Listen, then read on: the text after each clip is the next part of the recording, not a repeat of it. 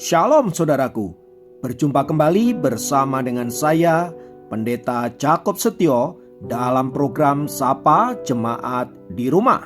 Mari kita masuk dalam hadirat Tuhan, kita berdoa, mohon penyertaan dan berkat Allah dicurahkan atas kita. Bapa, kami menyerahkan waktu renungan firman Tuhan kali ini ke dalam tangan kasih-Mu. Mohon hikmat-Mu, mohon pencerahan daripadamu. Biarlah kami mengerti akan kehendak-Mu, supaya sepanjang hari ini menjadi hari yang diberkati, di mana kami boleh hidup seturut dengan kehendak-Mu. Berfirmanlah Tuhan, kami siap diberkati. Di dalam nama Yesus kami berdoa dan bersyukur kepadamu. Haleluya, amin. Firman Tuhan kali ini terambil dari Mazmur 119 ayat 105.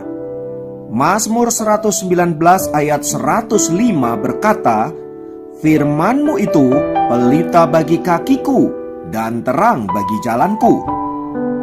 Saudara, tahukah Anda perbedaan antara pengetahuan tentang Tuhan dan mengalami Tuhan? Orang bisa saja memiliki pengetahuan tentang Tuhan, tetapi belum tentu mengalami Tuhan. Mengapa demikian?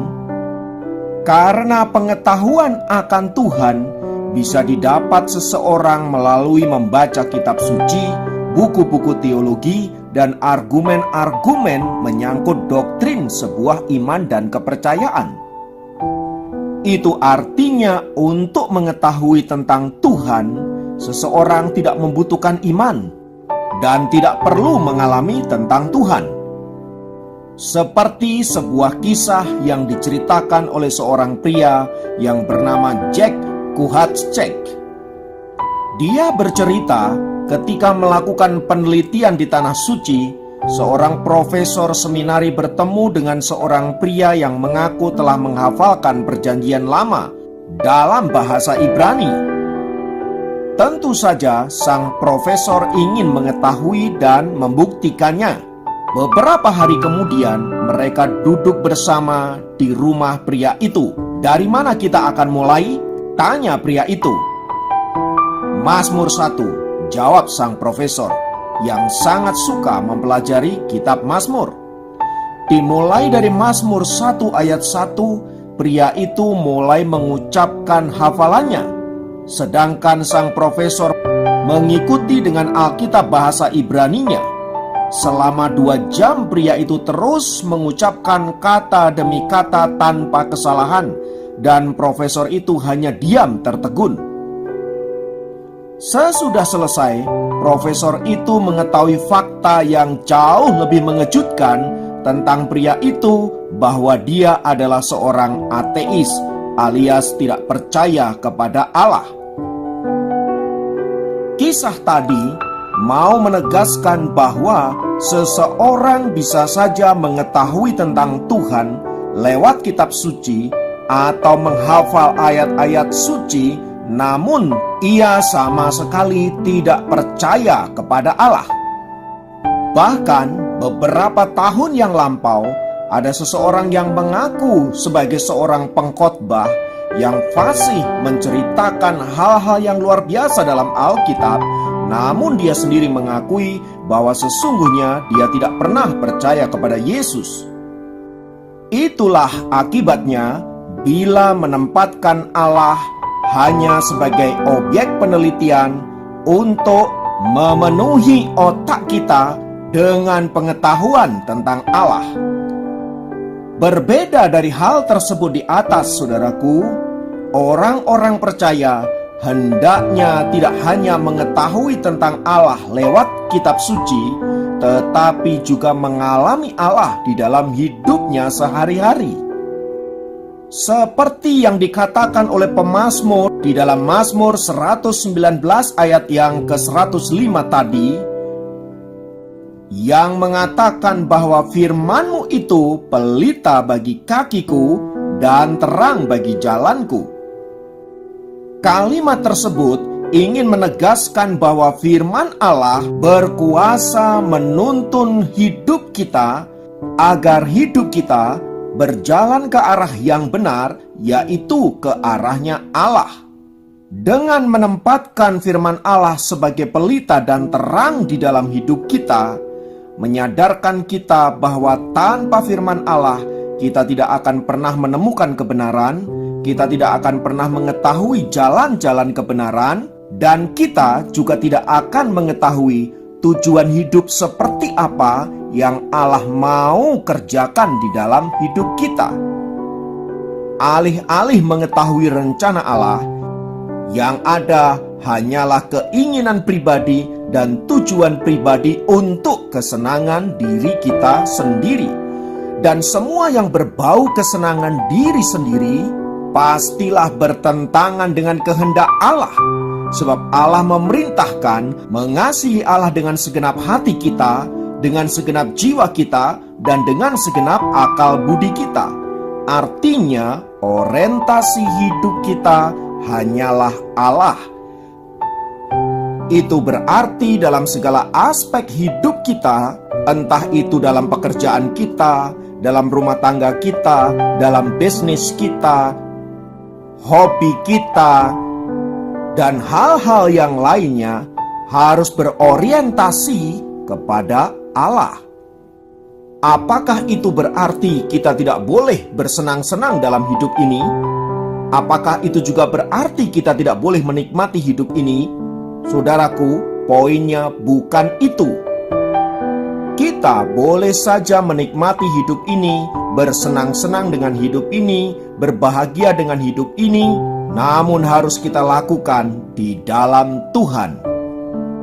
Praktisnya, bila kita ingin menikmati hidup, bersenang-senang dan lain sebagainya, pastikan lakukan dengan benar. Bersenang-senanglah dengan pasanganmu dan jangan pasangan orang lain.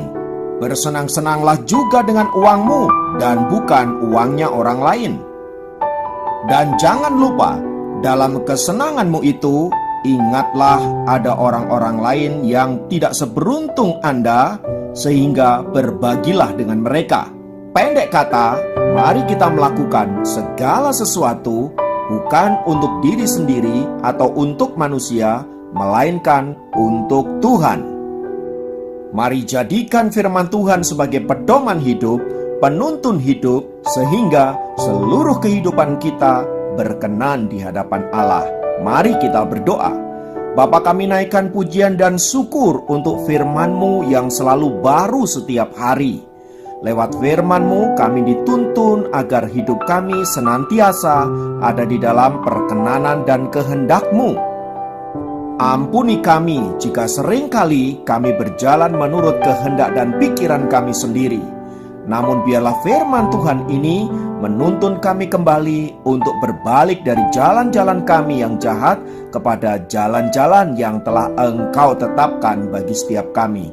Berkatilah kami dan semua orang yang kami kasihi. Berkatilah rumah tangga kami, pekerjaan kami. Berkati juga bangsa dan negara kami, para pemimpin kami. Berkati gereja kami, supaya kami semua hidup di dalam damai sejahtera. Terpujilah nama-Mu Bapa kekal selamanya. Dalam nama Yesus kami berdoa. Haleluya. Amin. Demikian program Sapa Jemaat kali ini. Sampai jumpa dalam program Sapa Jemaat yang lain. Tuhan Yesus memberkati.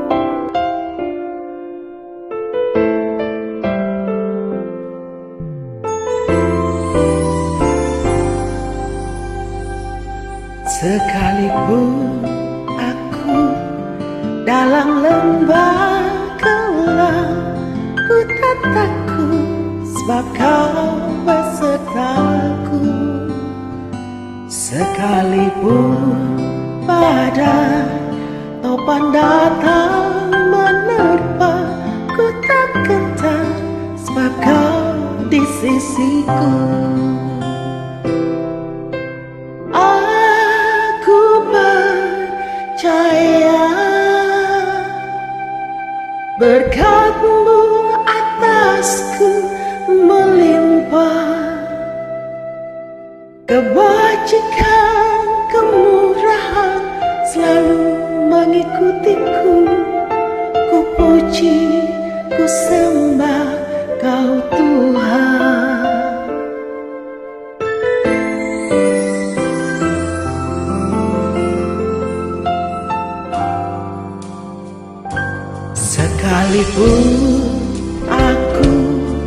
dalam lembah kelam.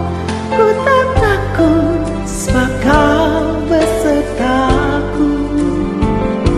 Sekalipun badai topan datang menerpa, ku tak gentar sebab kau di sisiku. Aku percaya berkat-Mu atasku melimpah,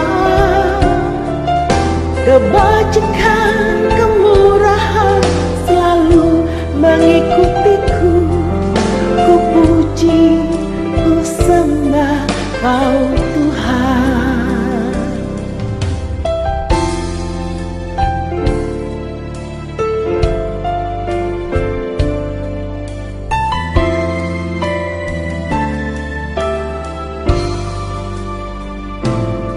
Sekalipun aku dalam lembah kelam, ku tak takut sebab Kau besertaku. Sekalipun badai topan datang menerpa, ku tak gentar